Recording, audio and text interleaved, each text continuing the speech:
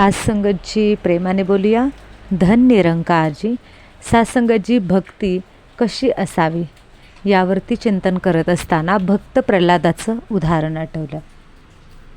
आपल्या सर्वांनाच माहीत आहे की भक्त प्रल्हाद हा कशा प्रकारे भक्त होता.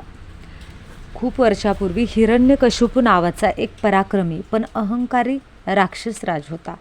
त्याने कठोर तप करून वरदान मिळवले आणि स्वतःलाच देव म्हणू लागला. त्याने सर्वांना आपलीच पूजा करण्याचा आदेश दिला. परंतु त्याचा मुलगा भक्त प्रल्हाद लहानपणापासूनच विष्णू यांचा परमभक्त होता. तो सतत नारायण नारायण असा जप करत असे. हे पाहून हिरण्यकशिपूला खूप राग आला. त्याने प्रल्हादला अनेक प्रकारे मारण्याचा प्रयत्न केला. त्याला विष देण्यात आलं, हत्तीच्या पायाखाली टाकण्यात आलं, डोंगरावरून ढकलण्यात आलं, सापांच्या विळक्यात टाकण्यात आलं, अग्नीत बसवण्यात आले. पण प्रत्येक वेळी भगवान विष्णूंनी प्रल्हादाचं रक्षण केले. एके दिवशी हिरण्यकशिपूने रागाने विचारले, तुझा विष्णू कुठे आहे? प्रल्हाद म्हणाला, भगवान सर्वत्र आहेत. हिरण्यकशिपूने समोरच्या खांबावर गदा मारली. त्याच क्षणी त्या खांबातून नरसिंह अवतार प्रकट झाले. अर्धे सिंह आणि अर्धे मानव.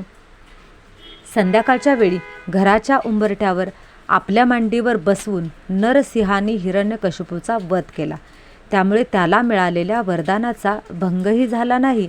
शेवटी भगवान नरसिंहाने भक्त प्रल्हादला आशीर्वाद दिला आणि धर्म, सत्य व भक्तीचा या ठिकाणी विजय झाला. तर बघा, आपण लहानपणापासून ही गोष्ट ऐकत आलेलो आहोत. तर या कथेचा बोध असा आहे की खरी भक्ती आपण जी करतो ती कधीही वाया जात नाही. आपली जर देवावर अढळ श्रद्धा असेल तर आपल्याला देव नक्की रक्षणासाठी धावून येतो, आपलं नक्की रक्षण करतो आणि अहंकाराचा शेवटी नाशच होतो. तर सत्य आणि भक्तीचा नेहमी विजय होत असतो. आता बघा, ही जी हिरण्यकशिपू राजा आहे तो एक अहंकाराचं प्रतीक आहे. ही घटना खरोखर घडलेली असो अगर नसो, परंतु त्या घटनेतून आपल्याला काहीतरी बोध आहे तो मात्र घ्यायचा आहे. कथा घडली आहे की नाही या वादामध्ये अडकण्यापेक्षा त्याच्यामध्ये जो भाव दडलेला आहे तो आपण लक्षात घेणं गरजेचं आहे. तो हिरण्यकशिपू राजा आहे तो अहंकारी आहे आणि भक्त प्रल्हाद हा देवाची भक्ती करणार आहे. मग जर आपण भक्त आहोत तर आपण भक्त प्रल्हादासारखे आहोत. आणि हिरण्यकशिपू राजा म्हणजे आपल्यामध्येच असलेला अहंकार आहे, त्याचं दुसरं नाव आहे. आपल्यामध्ये असलेल्या अहंकाराचं नाव आपण रावणही बोलतो, तसेच हिरण्यकशिपू देखील आहे. आता बघा, ती जी कथा आहे त्या कथेमध्ये पण आपल्याला हे दिसतं की भक्त प्रल्हादावरती किती संकटे आली, परंतु त्याचा विश्वास मात्र अटळ होता आणि त्याने त्याचं नाव घेतलं. ते नाव जो घेत होता, विष्णूंचं नाव घेत होता, नाम जपत होता, ते नाव मात्र तो घ्यायचा बंद झाला नाही. मग त्या ठिकाणी असं दाखवलेलं आहे बघा की स्वतःचं वडील सांगत होते की नाही की तू त्या विष्णूची भक्ती करू नकोस, त्याचं नाव देखील घेऊ नकोस, मीच देव आहे, माझ्याकडे अपार शक्ती आहे, तू माझीच पूजा कर. त्याला ते सहन होत नव्हतं की माझी पूजा सोडून लोक दुसऱ्या कोणाची पूजा का करतायत म्हणून. म्हणजे त्यांनी देवाला प्रसन्न करून, महादेवाला प्रसन्न करून घेतले होते आणि त्याच्याकडे सुद्धा शक्ती होती, पण त्याला त्याच्या शक्तीचा मात्र अहंकार झालेला. आणि भक्त प्रल्हाद असा होता की तो त्याच्या भक्तीमध्ये तल्लीन होता.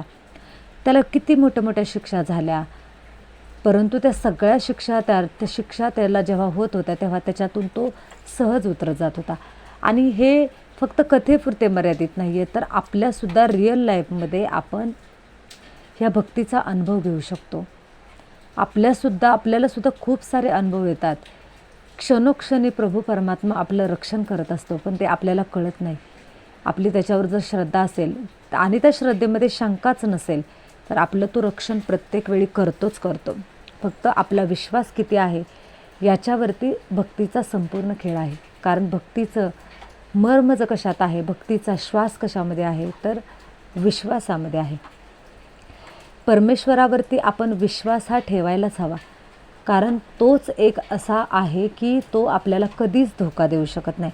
आपण बघतोय की रिअल जगतामध्ये आपण आजूबाजूला असणारी सगळी लोक आपल्याला धोका देतात, कधी रक्ताची नातीसुद्धा धोका देतात. पण हा प्रभू परमात्मा आहे तो सत्याचा सागर आहे, प्रेमाचा सागर आहे, आनंदाचा स्रोत आहे. तो आपल्याला कधीच धोका देऊ शकत नाही. हा आपला विश्वास प्रगढ असेल, आपला हा विश्वास जर पक्का असेल ना, तर आपल्याला आपल्या जीवनामध्ये एकतर अडचणी कितीही येऊ द्या, परंतु त्या अडचणीतून आपल्याला मार्ग मात्र नक्की तोच मिळवून देणार आहे. म्हणून आपण परमेश्वरावरती विश्वास हा ठेवायलाच हवा. परमेश्वरावर विश्वास ठेवल्यामुळे आपला तोटा तर अजिबातच नाही, पण फायदे मात्र खूप आहेत. महाभारतामध्ये बघा एक उदाहरण आहे. महाभारतामध्ये जेव्हा कौरव पांडव यांचं युद्ध सुरू होतं, त्यावेळेस बघा कौरव पांडवांचं युद्ध सुरू होतं. त्या युद्ध सुरू होण्या अगोदरची कंडिशन अशी आहे, कारण परमेश्वराला कसं असतं, सगळी मुलं सारखेच असतात त्याची. वाईट वागणारीसुद्धा सारखी असतात आणि चांगले वागणारीसुद्धा त्याच्यासाठी सारखीच असतात.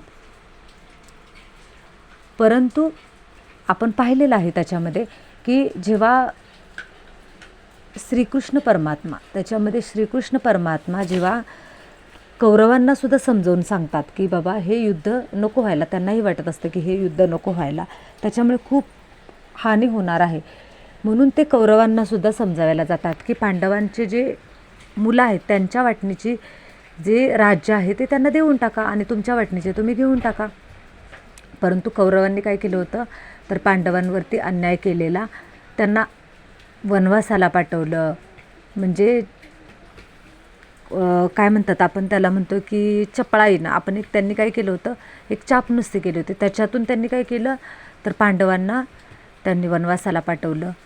वनवास करून आल्यानंतरही त्यांनी काय केलं, तर त्यांना काहीही मिळालं नाही पाहिजे, जे पण काही मिळालं पाहिजे ते मला मिळालं पाहिजे, हा जो लोभ होता, त्या लोभापायी काय झालं, ते आंधळे झाले होते. त्यांना फक्त संपत्ती दिसत होती, बाकी काही दिसत नव्हतं.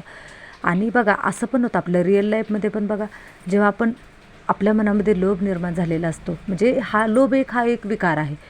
एक उदाहरण घ्यायचं झालं तर जेव्हा आपल्या मनामध्ये लोभ निर्माण होतो ना, त्यावेळेस आपली सतसत विवेकबुद्धी पूर्णपणे नष्ट होते. म्हणजे काय योग्य आणि काय अयोग्य हे आपल्याला कळत नाही. आणि कौरवांचंही तेच झालं.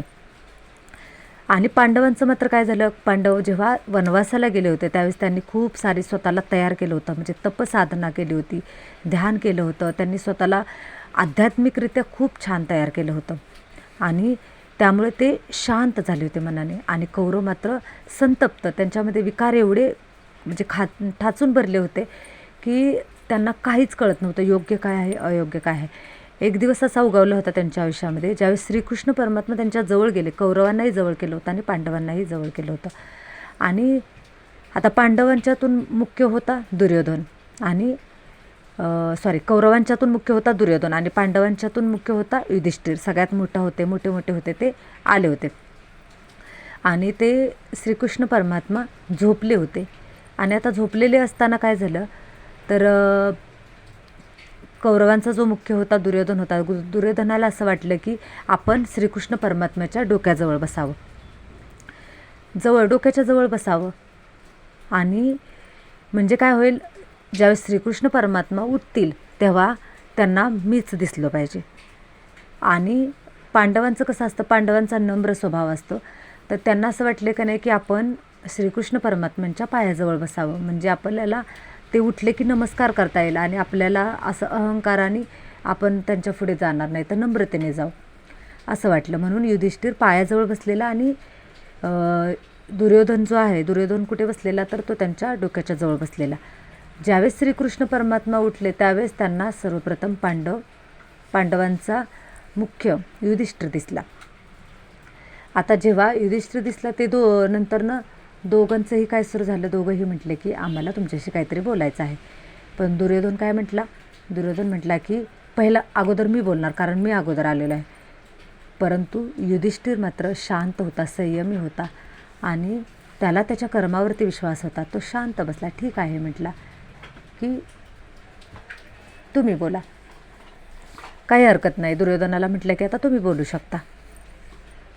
परंतु ज्यावेळी दुर्योधनाने विचारलं की आता जे युद्ध होणार आहे, तर त्या युद्धामध्ये आम्हाला तुमची मदत हवी आहे. श्रीकृष्ण परमात्मा कसे होते, हुशार होते. त्यांनी काय केलं, त्या ठिकाणी एक गोष्ट त्यांना सांगितली की हे जे युद्ध आहे, माझी पूर्ण यादव सेना, एकाला यादव सेना मिळेल आणि एकाच्या बाजूने मी असेल. म्हणजे एका सैन्यांच्या बाजूने मी असेल तिथे यादव सेना नसेल आणि यादव सेना ज्या ठिकाणी असेल तिथे मी नसेल असं सांगितलं. मग तो जो दुर्योधन होता त्याची सतसत विवेकबुद्धी जागृतच नव्हती. तो डायरेक्ट काय म्हटला की मला पूर्ण तुमची यादव सेना हवी आहे. आणि मग आता यादव सेना त्यांच्या पाठीमागे गेली तर आता पांडवांच्या बाजूने कोण राहिलं तर एकटा श्रीकृष्ण.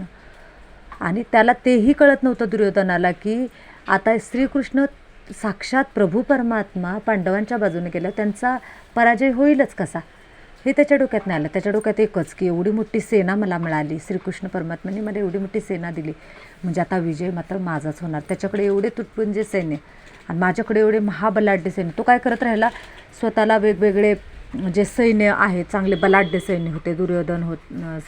द्रोणाचार्य होते, परत भीष्म होते आणि यांच्यासारखे जे बलाढ्य कर्ण होता, यांच्यासारखे जे बलाढ्य सैन्य होते ते बलाढ्य सैन्य ते त्यांच्या बाजूने होते. तर ते बलाढ्य सैन्य मग त्याला असं वाटत होतं मी काय केलं म्हणजे शरीराने शक्तिशाली असणारी सेना गोळा केली की माझा त्या ठिकाणी पराजय होऊ शकत नाही. परंतु पांडवांचं मात्र काय होतं, पांडवांना वाटत होतं का नाही की बस प्रभू परमात्मा साक्षात प्रभू परमेश्वर आमच्या पाठीशी आहे ना तर आमचा पराजय होऊ शकत नाही, हा त्यांचा विश्वास होता.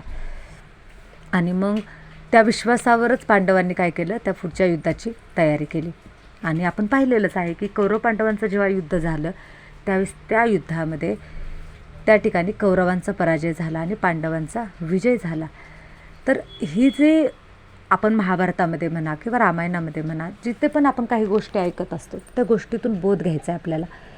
तर बघा की आपण काय म्हणतो की जीवन जगत असताना सकाळी उठल्यापासून संध्याकाळी झोपेपर्यंत आपलं एकच चाललेलं असतं, पैसा कमवायचा आहे. पैसा ही कोणत्याही वेळेला आपल्याला उपयोगी पडू शकतो. पैशाशिवाय काय आहे, पैसा हीच खरी संपत्ती, पैसा हीच खरी शक्ती आहे असं आपल्याला वाटतं. पैसा हीच खरी संपत्ती आहे आपल्याला असं वाटतं. परंतु पैसा वगैरे काही जितकं पण आपण भौतिक सुखसुविधा निर्माण करू, सगळं निर्माण करू, पण ऐन वेळेला ज्यावेळेस आपला शेवटचा श्वास असेल त्यावेळेस ह्या गोष्टी कुठल्या कुठे पडतील आणि आपल्याला त्यातलं काही उपयोगाला येईल की नाही हे सुद्धा माहीत नाही. कारण आपण पाहिलेलं आहे की कितीतरी बघा असे मोठमोठे हे आहेत हिरो हिरोईन आहेत, त्यांचं आपण त्यांच्या जीवनामधल्या अशा घटना ऐकलेल्या आहेत की शेवटच्या क्षणाला कोणीही जवळ नाही, एवढी संपत्ती गडगंज संपत्ती, परंतु शेवटच्या क्षणाला मात्र ज्यावेळेस त्यांचा श्वास निघून गेला त्यावेळेस त्यांच्या आसपास त्याचा काहीच उपयोग नाही झाला, त्यांचा श्वास निघून गेला. परंतु आपण अशी काही उदाहरणं पाहिलेली आहेत की जे पुण्यवान लोक आहेत, ज्यांनी आयुष्यामध्ये त्यांच्या खूप पुण्य केलं किंवा ध्यानी योगी आपण बघत असतो की त्यांना स्वइच्छेनं मरण येतं, त्यांच्या इच्छेनं मरण येतं आणि त्यांच्या पाठीमागे दैवी शक्ती असल्यामुळे त्यांना काहीही कमी पडत नाही. त्यांच्याकडे जरी काय नसेल, अगदी ते बैरागी जरी असतील तरी परंतु त्यांच्याकडे सगळं ते उपलब्ध आपोआपच होत जातं, कारण प्रभू परमात्मा त्यांना ते देत जातो, कारण त्यांचं पुण्यकर्म तेवढं असतं.